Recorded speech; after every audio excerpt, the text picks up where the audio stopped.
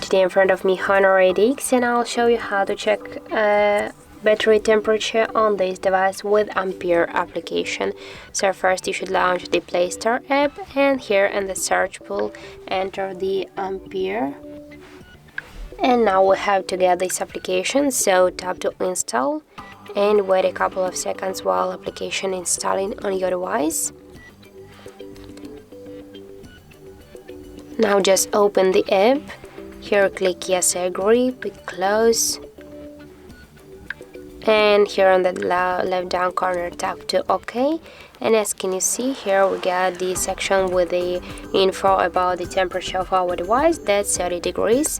Also got here other information like a model of our device, Android version, and another information about our device battery.